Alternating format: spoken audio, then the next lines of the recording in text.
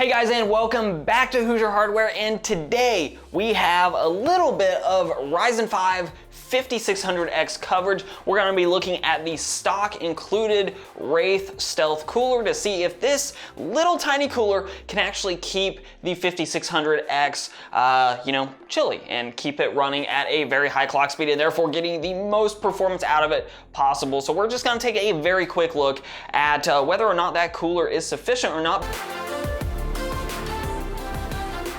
So here we are today with the Ryzen 5600X. This thing is, from all the reviews I've looked at, fantastic. But the single question we're going to answer today is whether or not this CPU can be tamed by the cooler that actually comes in the box, and that's going to be a Wraith stealth cooler. So I guess I'm going to go ahead and grab a knife here, so that I can crack open this box. And while I'm doing this, it'd be an excellent time to head down and subscribe in case you want to see things like overclocking this thing on a stock cooler or on aftermarket coolers, and other fun tests that I'm going to be doing with the 5600X. I don't want to tear the box. There we go.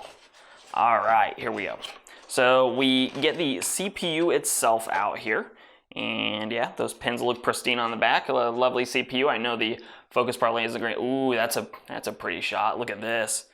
Yeah, 5600X. All right, set that aside and out with the cooler we come. And this is pretty standard fare at this point for these not extremely high-end Ryzen chips. They're sort of not shipping coolers with these CPUs like they used to, which is actually a little bit of a bummer. And I really wish this was a Wraith Spire cooler. As you see, this is a pretty thin cooler. This is not going to give you a ton of thermal headroom, but this chip also should not be very hot to begin with. And of course, today we're just looking at stock settings. So again, if you want to see an overclock on this cooler, that sub button down below. And we do have thermal paste pre-applied with this cooler. The next thing I need to do though, before I really even get to the cooler, and I guess I'll just go ahead and set it back in its box here, is I actually need to get out the motherboard that I'm going to be using.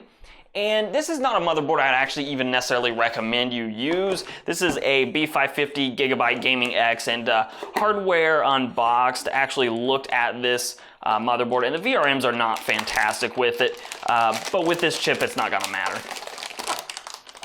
And the reason it's not going to matter is this chip is just not a hot CPU. Now let's set it down on our test bench here.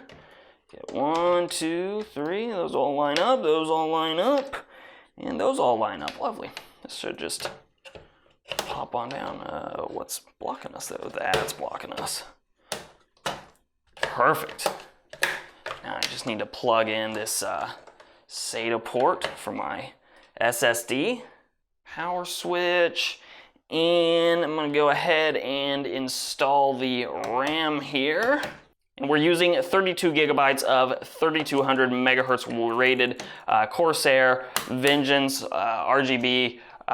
Shouldn't really make much of a difference at all with thermals. Actually, it shouldn't make any difference at all. But for future testing, that's what we're using. I will load up the XMP profile with that as well. Give a nice unceremonious, also not in the right order, but lovely unceremonious tear there. And let's get this CPU in here. Okay, so I have updated the BIOS. It did require an update, and I did need a different CPU to do it with a CPU in there. I could have used, I think, the QFlash feature, but since I wasn't sure on the process and it was just easier for me to grab a 2400G off my shelf, that's exactly what I did. So right now, though, we're going to begin the process here of mounting this cooler. And I like to sort of line up the points of the sort of screw heads onto their respective areas. And then I like, with these stealth coolers and these Spire coolers, I like to get one corner just a little bit started, sort of like that, and then pop to the opposite corner and get it started.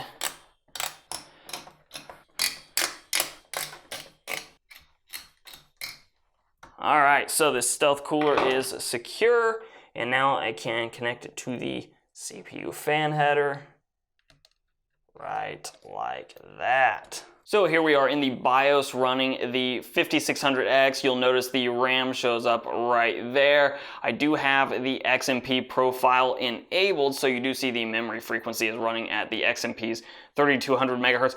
Everything else is gonna remain stock for this because I really just wanna see how well at stock settings that Wraith stealth cooler, not the Spire, I almost said Spire, that Wraith stealth cooler, I wanna see how well it handles this CPU. So we're gonna go ahead and hop into just repeating Cinebench R20 over and over again until we get a good feel for where these temperatures are gonna stabilize and also what clock speeds we're gonna be seeing with this CPU.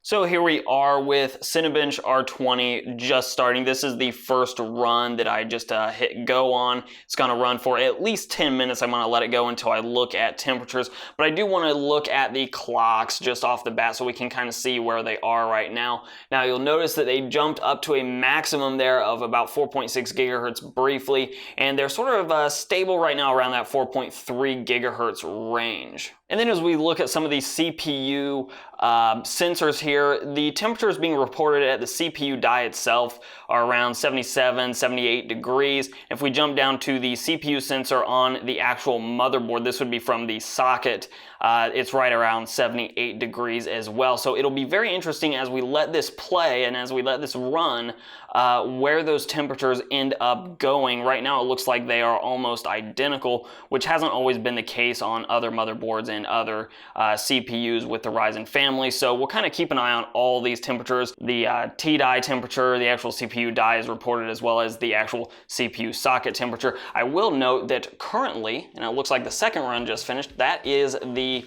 Ryzen 5600X multi-threaded score on Cinebench R20, at least running with the stock cooler, with everything stock except the RAM running the XMP profile. So now just to wait 10 minutes and see where we land.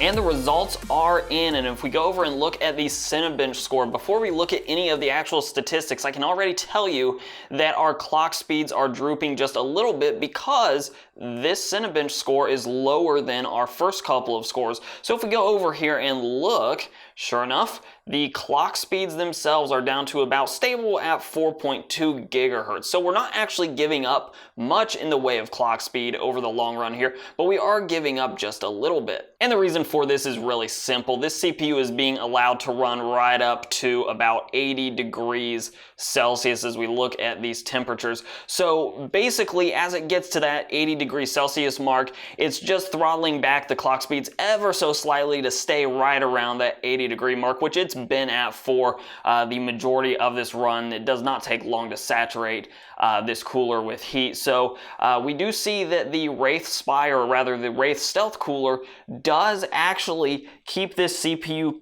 plenty cool enough to actually run.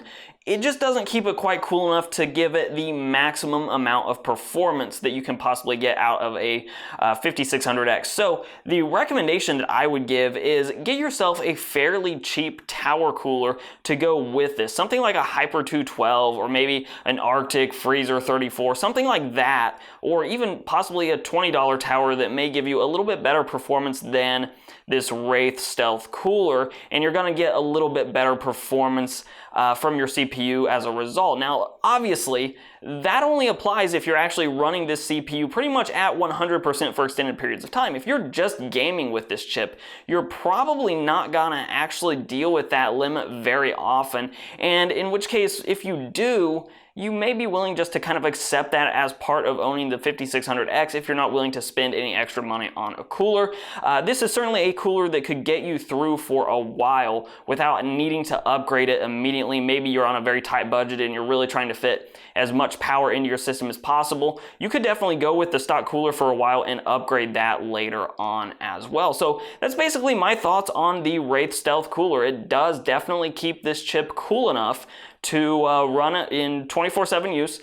It's gonna throttle back when it needs to stay at 80 degrees Celsius or lower, right around there. But yeah, the Wraith Stealth Cooler is an appropriate cooler for the 5600X, and there is just a little bit of performance to be gained if you're willing to throw down a little bit of money on a better cooler overall. But that's basically all we're going to go into today because this is launch day when I'm recording this, so I just really don't have a whole lot of time today to keep going. But please do let me know in those comments down below what you think about this cooler. Otherwise, like, share, subscribe, comment, all those things are very helpful for the channel. You can follow me on Instagram and on Twitter at Hoosier Hardware. And as always, I'll let YouTube queue up a couple more videos from my channel for you to watch. I'm Shane with Hoosier Hardware, and I'll see you guys in the next video.